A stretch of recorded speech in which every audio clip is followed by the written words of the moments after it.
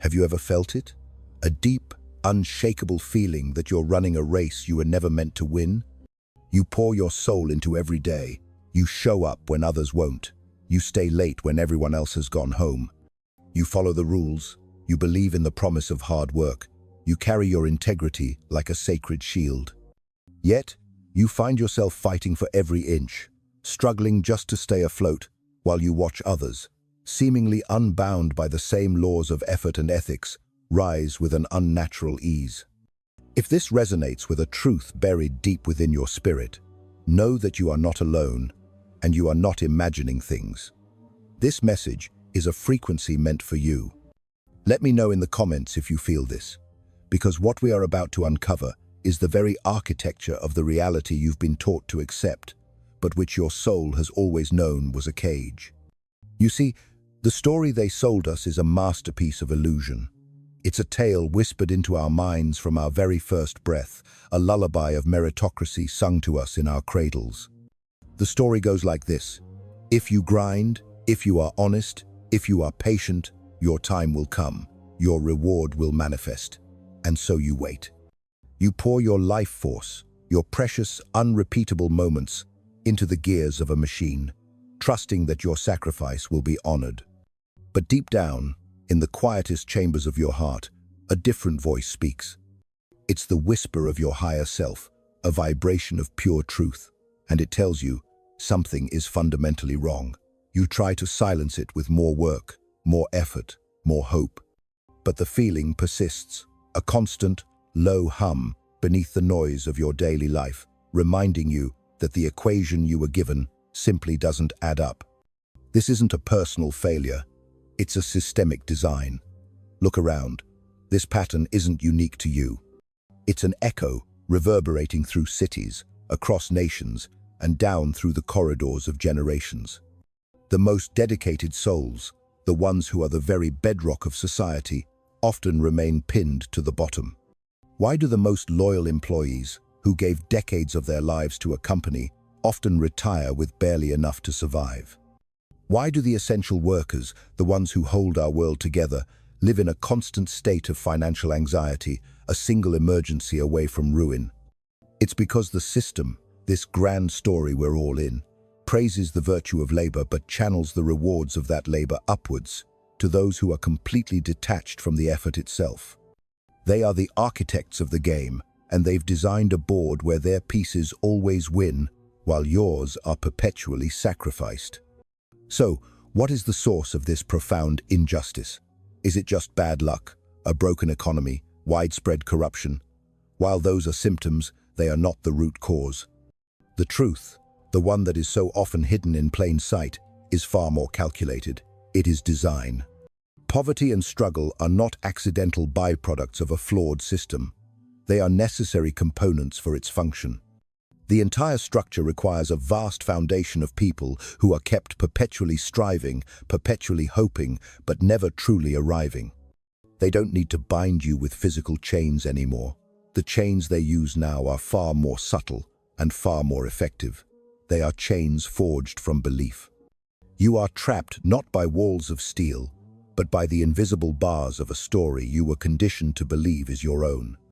This conditioning begins in childhood, through a moral code that is carefully and meticulously installed into your consciousness. It's a code that glorifies obedience, that romanticizes suffering, that teaches you to find nobility in your struggle. Think about it. We are taught that being humble is a virtue, that self-sacrifice is honorable, that we should be content with our lot. This moral programming rewards submission with praise, with the feeling of being a good person, but it never, ever rewards it with actual power. It never equips you with the tools to change your own circumstances. It's a form of spiritual anesthesia, a way to make you comfortable with your own disempowerment, to make you a willing participant in a system that harvests your energy. 500 years ago, a man named Machiavelli saw this hidden architecture with perfect clarity. He was not a villain, as history often portrays him, but a realist who dared to pull back the curtain and expose the mechanics of control. He warned that the true art of ruling isn't about brute force alone, It's about governing through illusion. It's about giving the people just enough hope to keep them compliant, but never enough power to allow them to become a threat. In this design, hope becomes the ultimate leash. It keeps you moving forward, chasing a future that is always just around the corner. Morality becomes the muzzle. It stops you from questioning the fundamental unfairness of the game, because to do so would be to be ungrateful or disruptive. Poverty, in this framework, becomes sustainable, a renewable resource of compliant energy that fuels the entire machine. But here is the most important truth you must integrate, the one they never want you to fully grasp. Your struggle is not your fault. You were never lazy. You were never stupid. You were never not enough. You were simply trained with extraordinary precision to believe in the rules of a game that was rigged from the very start. A game that was never, ever meant for you to win. Machiavelli saw how power truly operates not through fairness, but through structure, not through honesty, but through myth. And the most terrifying secret, the one they tried to bury with him, was this: the moment you see the game for what it is, the moment you realize the rules were written by those who had no intention of following them, you are no longer a pawn. You begin to awaken. This message isn't meant to be comfortable. It isn't meant to be polite, and it isn't meant to inspire you in the conventional sense. It's meant to expose. It's meant to show you the invisible architecture of control that has been shaping your life. It's meant to name the lie that has kept generations of good, hard-working people loyal, exhausted, and poor. It's meant to hand you the one thing the system cannot tolerate: clarity. Because clarity, true, unvarnished clarity, is the sacred ground where all freedom begins. If poverty was simply a result of laziness, then answer this: why are the hardest working people in our society often the poorest? Why does the man who wakes at 4 a.m. to fix power lines in a storm, the woman who works a double shift in a hospital, the factory worker who stands for 10 hours without rest, why do they all live paycheck to paycheck, while those who shuffle numbers on a screen accumulate unimaginable wealth? If the formula hard work equals success were true, our world would look completely different. The people sacrificing the most would be the ones with the most, but they are not. They are the ones with the least. And this uncomfortable truth is often deflected with a powerful and insidious lie. You weren't deceived in a loud, flashy way. No one screamed at you to obey. There were no banners, no sirens, no overt threats. The lie was whispered. It was told to you gently, repeated so often that it became the background frequency of your reality. You heard it in school, from teachers who were themselves products of the same system. You heard it in your family, from parents who loved you but were unknowingly passing down the very chains that bound them. Work hard, and life will reward you. Just keep grinding, and the system will notice. But what if the system was never watching for your effort? What if the only thing it was designed to notice was your compliance? What if the entire formula was a diversion, a beautiful, moral-sounding story created to keep you from realizing the truth? Machiavelli understood this centuries ago. He saw a different architecture beneath society's surface, a hidden structure where the people at the top need the masses below to believe in the formula of effort equals reward, not so they can benefit from it, but to ensure the stability of the hierarchy. Because if the poor ever stopped believing in the moral value of their labor, if they saw their sacrifice not as a noble act but as the currency being used for someone else's gain, they might stop playing their assigned role. And that is dangerous to the established order. This is the brutal insight. In this system, your labor isn't sacred, it's strategic. And the poor are not useless, they are essential. Their exhaustion powers the economy. Their compliance keeps the system stable.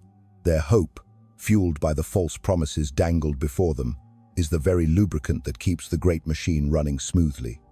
Machiavelli didn't romanticize this suffering, he simply exposed it. He understood that in the calculus of power, the most dangerous idea isn't rebellion, it's realization.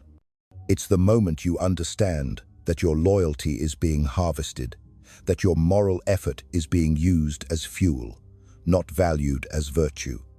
At that moment, you stop asking, "What am I doing wrong?"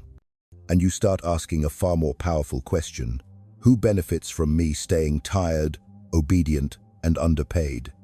You were taught to believe that your virtue, your honesty, your humility, your consistency would be enough to change your destiny. But Machiavelli would argue that those very traits don't threaten the powerful, they serve them. The idea that work alone brings dignity is not a moral truth, it's a management strategy. And the painful reality is this: your labor is a resource, and those in power don't want their resources to rise up. They want them to be reliable, exploitable, and, above all, replaceable. This means that your poverty isn't a failure of your effort, it is a direct consequence of your belief. Your belief in a system that promises rewards for labor when, in fact, it only truly rewards leverage. You have been taught to serve. They have been trained to scale. And as long as you keep grinding away, waiting for a recognition that will never come, they will keep climbing, using the very structure you were told to worship. This is the nature of the trap, and it is perfected by its subtlety. The more you believe in the nobility of your suffering, the less likely you are to question why you are still suffering at all. By now, the illusion might be cracking. You've worked, you've sacrificed, you've followed the code, and still you find yourself stuck. And so you must begin to ask the real questions. Was the code ever real, or was it written by someone who never intended to follow it themselves? This is where Machiavelli enters the stage, not as a villain, not as a cynic, but as one of the few minds in history who dared to speak the quiet part out loud. In his writings, he made one thing brutally clear: the powerful do not govern with morality, they govern with perception. Morality, when weaponized, doesn't liberate the people, it pacifies them. He wrote that the ideal citizen for the state is not angry, not starving, not rebellious, but tired and hopeful. Just hopeful enough to remain obedient, but never powerful enough to rise. It's a brilliant strategy, if you think about it. If you can keep people poor, but feed them just enough possibility, they won't revolt.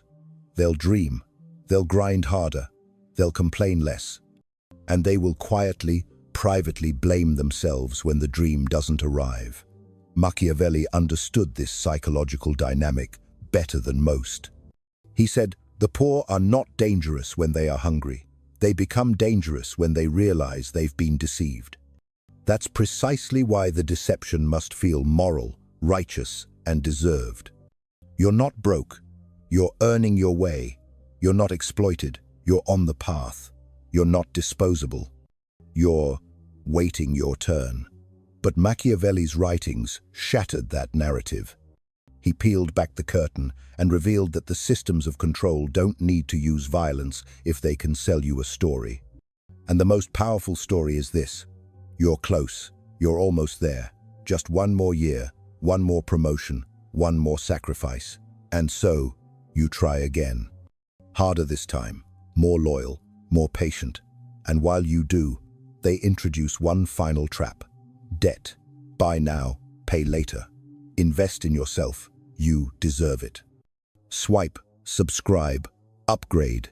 Suddenly, you don't earn to live. You earn to repay. You keep moving, keep owing, keep spending, not just to survive, but to escape the feeling that you're stuck. And it works beautifully for the system. Because when you're in debt, you can't afford to rebel. When you're exhausted, you don't have the energy to question. And when you're distracted by the constant pursuit of the next purchase, you don't even realize who is truly benefiting from your exhaustion.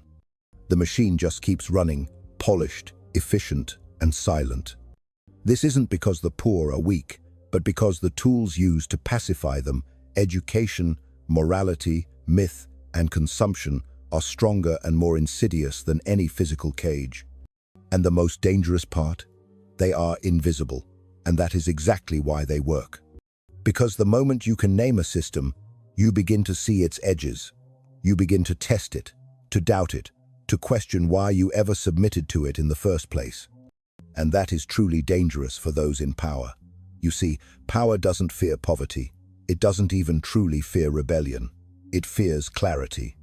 Because once the veil is lifted, once people realize the ladder was never meant to reach the top, they might just stop climbing. They might stop complying. They might stop believing. And when belief dies, control collapses. That's why the truth has to be buried, wrapped in just enough virtue, just enough patriotism, just enough common sense to make questioning it feel wrong, immoral, ungrateful, and dangerous. You are told to honor the flag, respect the system, and be thankful for what you have. You are constantly reminded of how much worse it could be, how many people have less, how lucky you are to even have a shot. But the truth is, you were never given a shot. You were given a script.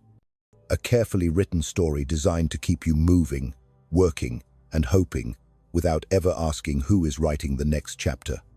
History knows exactly what happens when people begin to rewrite that story for themselves. The French Revolution didn't start with pitchforks. It started with a realization, the recognition that royalty wasn't divine, just better protected. The Enlightenment wasn't a movement of violence. It was a movement of vision, a rebellion against the idea that truth belonged only to kings and priests. Every time that vision spreads, systems shatter. Because systems, unlike people, do not survive on truth. They survive on belief. And that belief must be maintained at all costs. So, the truth becomes dangerous. Too dangerous for textbooks, too controversial for classrooms, too subversive for polite conversation. You won't hear this in a motivational seminar or a political speech. You won't see it in ads telling you to hustle harder. Because the system isn't built to teach you how it works. It's built to keep you too busy, too tired, and too grateful to ever wonder why you're still running in place. So when you hear this truth, understand it not as a slogan, but as a structural reality. This isn't about challenging the system with anger. It's about pulling back the curtain with awareness. It's about naming the lie. And when enough people see the lie for what it is, the game no longer works. Because the game doesn't need your force. It needs your faith. And the most radical thing you can do in a world built on illusions is to see clearly and refuse to play along. They don't need to lock you in a cage. They just need you to believe the door is about to open. Because when people think they're about to be free, they don't riot. They wait. They tell themselves, I'm close. Next year will be different. One more sacrifice and I'll make it. That is the trap. That is the genius of it all. Machiavelli understood it centuries ago. The most effective form of control isn't violence, it's anticipation. You give people just enough to keep them hopeful, but not enough to make them powerful. A bonus, a promotion, a chance at something better. And if that doesn't work, you feed them stories of the 1 in a million who made it. You say, look, he did it, she escaped, so can you. But what you're really saying is, stay in line. Your time is coming, but it never comes. Because the game isn't built on delivery, it's built on delay. Hope, dripped like water in a desert, becomes the very leash that binds you.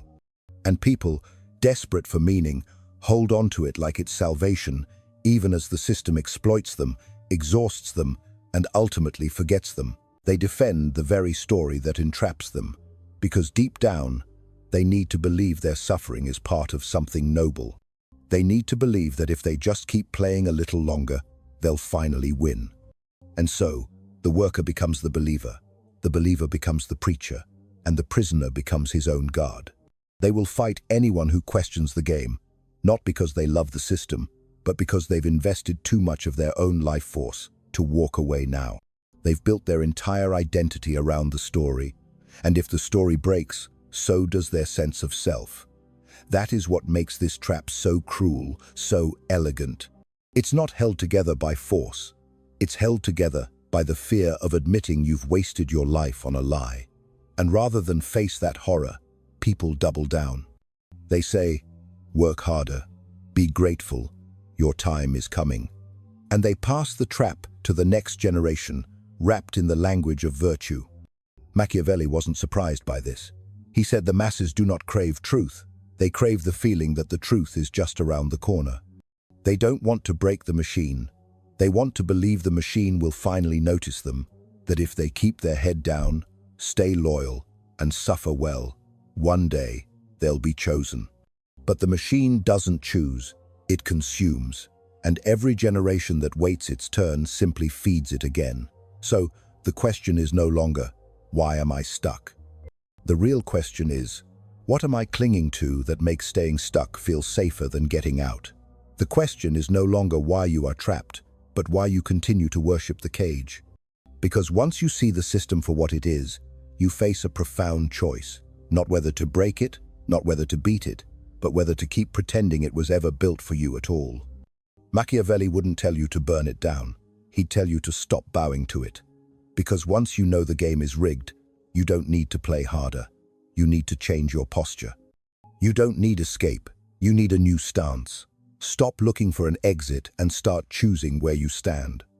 You don't have to leave the system, but you do have to leave the illusion that it was ever meant to reward your effort.